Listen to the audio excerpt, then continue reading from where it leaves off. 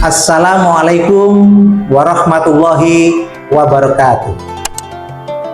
Bismillahirrahmanirrahim. Alhamdulillahirabbil alamin.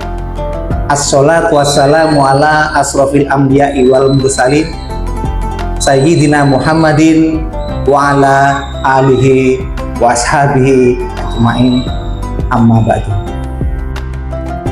Pemirsa yang dirahmati oleh Allah, pada bulan puasa ini ada satu momen yang mengiringi perjalanan kita dalam melaksanakan ibadah puasa, yaitu sedekah wajib yang dinamakan dengan zakat. Zakat arti dasarnya adalah bersih atau membersihkan.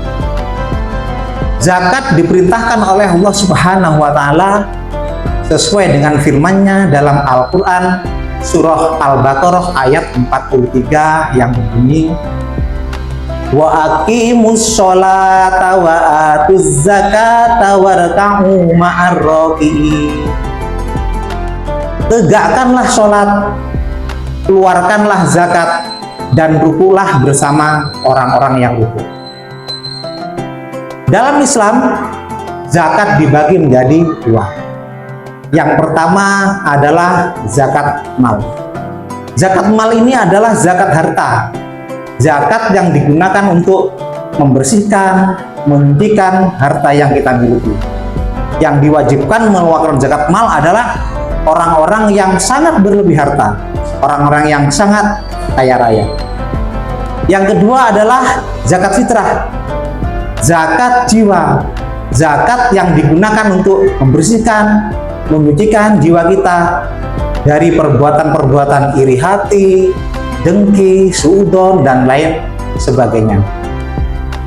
Pemirsa yang dirahmati oleh Allah, Rasulullah SAW memerintahkan kepada kita untuk mengeluarkan zakat fitrah berupa makanan pokok, makanan yang persis seperti yang kita makan dalam kehidupan sehari-hari. Contohnya orang Papua yang biasa makan ubi, zakat mereka adalah ubi. Orang Maluku yang biasa makan sagu, zakat mereka adalah sagu. Kita yang terbiasa makan nasi, zakat kita adalah beras. Lalu berapa beratnya yang harus kita keluarkan? Sesuai dengan anjuran para ulama, ada yang menganjurkan 2,5 kilogram, ada yang menganjurkan 3/4 kilogram, bahkan ada yang menganjurkan 3 kilogram untuk menjaga kehati-hatian supaya kadar zakat yang kita keluarkan tidak berkurang. Karena pada hakikatnya zakat itu kalau berlebih lebih afdal, tetapi hati-hati kalau kurang bisa membuat zakat fitrah kita tidak sah. Pemirsa yang dirahmati oleh Allah, zakat fitrah yang kita keluarkan lalu untuk siapa? Zakat fitrah yang kita keluarkan adalah untuk orang-orang yang sudah ditetapkan dalam syariat Islam. Mereka yang disebut dengan 8 asnaf atau 8 golongan orang-orang yang berhak menerima zakat. Yang pertama adalah fakir. Fakir itu orang-orang yang tidak memiliki harta dan tidak memiliki penghasilan sama sekali. Kehidupan mereka tergantung pada orang lain. Yang kedua miskin. Miskin ini orang-orang yang juga tidak memiliki harta tetapi masih memiliki penghasilan, tetapi penghasilannya tidak cukup digunakan untuk kebutuhan sehari-hari. Yang ketiga ada amil.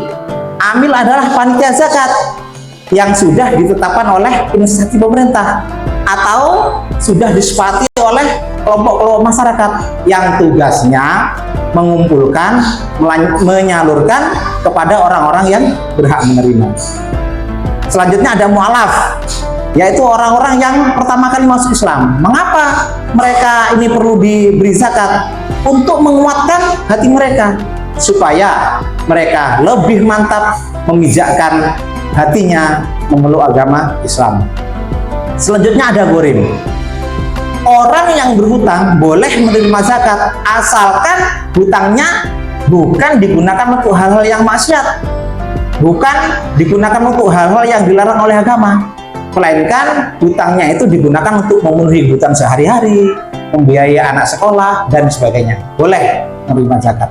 Selanjutnya ada budak. Siapa budak ini? Dulu zaman Rasulullah, budak ini adalah tawanan perang yang dipekerjakan sebagai pelayan di istana-istana kerajaan atau di rumah petinggi-petinggi pejabat-pejabat kerajaan. Kemudian ada budak dari membeli. Ini dimiliki oleh saudagar-saudagar kaya yang mereka dipekerjakan di rumahnya tanpa dibayar. Yang ketiga ada budak waris. Anak-anak orang-orang yang sudah menjadi budak, mereka otomatis menjadi budak yang juga dipekerjakan oleh tuannya di rumah mereka juga tanpa dibayar. Selanjutnya ada ibnu sabil atau yang lebih kita kenal dengan musafir. Orang-orang yang dalam perjalanan dan dalam perjalanannya mereka kehabisan bekal, kehabisan ongkos, sehingga perlu dibantu dan boleh menerima zakat, tetapi tetap dengan satu syarat bahwa perjalanan mereka bukan perjalanan yang maksiat, tetapi perjalanan yang diridhoi oleh Allah Subhanahu wa Ta'ala. Terakhir ada fi sabilillah, orang-orang yang berjuang di jalan Allah dan dari perjuangannya ini mereka tidak dibayar atau dibayar sangat sedikit sekali, sehingga mereka ini perlu diberi zakat untuk menambah penghasilan mereka. Pemirsa yang dirahmati oleh Allah Subhanahu wa Ta'ala, sebagai penutup, semoga kita dijadikan sebagai orang yang amanah, yang dapat mengeluarkan zakat kita sehingga harta kita menjadi suci, jiwa kita menjadi suci, dan kita dapat membantu orang-orang yang membutuhkan agar mereka bahagia bersama-sama dengan kita. Terakhir, mudah-mudahan yang saya sampaikan ini dapat bermanfaat bagi kita semua. Akhirul kalam, wabillahi taufiq wal hidayah. Wassalamualaikum warahmatullahi wabarakatuh.